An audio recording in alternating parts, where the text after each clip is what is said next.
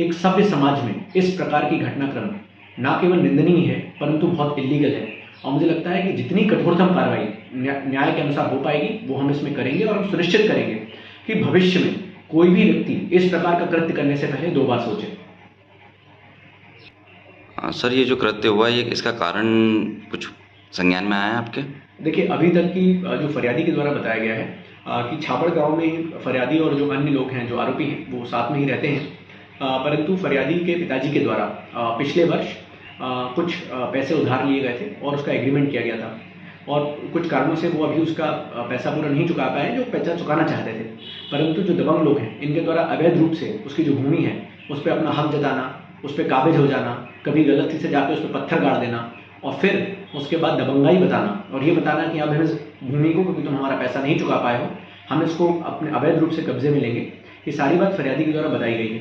उसके द्वारा भी बताया गया है कि उस दिन जब 13 तारीख थी, उस दिन गांव में एक यज्ञ का कार्यक्रम था, इसलिए वो गांव में उसको जाना नहीं चाह रहा था। परंतु दबंगों के द्वारा ये अनैतिक कृत्य करने के लिए उनको पकड़ के लेके गया, उनके साथ दुर्व्यवहार किया गया, मारपिटाई की गई और उसके बाद जो वीडियो में दिख रहा है हम लोग को, जिस प्रकार का अनडिग्निफाइड एक्ट इन लोग के द्वारा किया गया है, ये पूरी घटनाक्रम अभी तक सामने आई है। पर मुझे लगता है कि बाकी गांव के अन्य लोगों से जब पूछताछ होगी,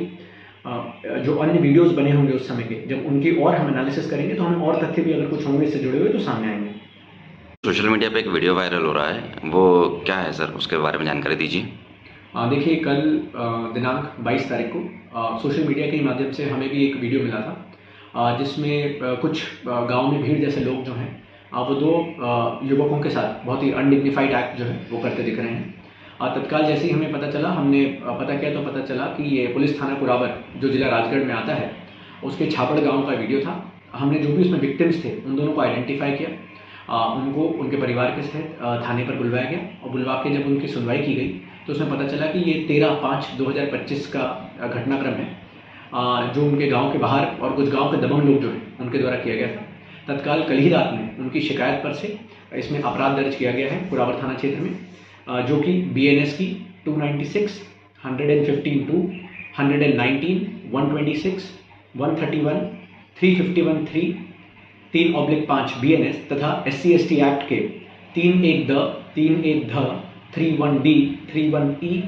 3(1)(g और 3(2)(5)(a) जो सुसंगत धाराएं होती हैं, जिस प्रकार का अमानवीय कृत्य इन दबंगों के द्वारा किया गया है उनके ऊपर अपराध दर्ज किया गया है।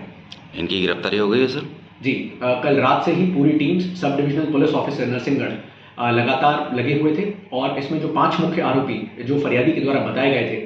जिनके द्वारा ये अनडिग्निफाइड एक्ट किया गया था और इलीगल एक्ट किया गया था, उनको रात में ही पुलिस ने राउंड अप किया है, उनसे पूछताछ जारी है और मुझे लगता है कि बहुत जल्दी उनकी गिरफ्तारी करके न्यायिक अभिरक्षा में उनको भेजा जाएगा और ज़रूरत पड़ती है तो उनकी पुलिस रिमांड भी ली जाएगी। हाँ सर, इस प्रकार की और भी घटनाएं क्या सामने आई हैं? देखिए, मैं आपके माध्यम से भी सभी को बताना चाहता हूं कि कई बार जो फरियादी रहते हैं वो डर के मारे या सामाजिक भय के मारे इस तरह की घटनाओं को रिपोर्ट नहीं करते हैं। इसमें भी प्रथम दृष्टि ये समझ में आ रहा है कि शायद 13 तारीख की घटना थी, पर सामाजिक भय के मारे और गांव के प्रेशर के मारे शायद उन्होंने रिपोर्ट नहीं की थी। पर मैं आपके माध्यम से पुनः सभी से रिक्वेस्ट करता हूँ कि यदि इस प्रकार का इलीगल एक्टिविटी किसी भी व्यक्ति के द्वारा, किसी भी व्यक्ति विशेष, किसी भी धर्म के या किसी भी सामाजिक व्यक्ति के द्वारा आपके साथ किया गया है तो आप तत्काल पुलिस को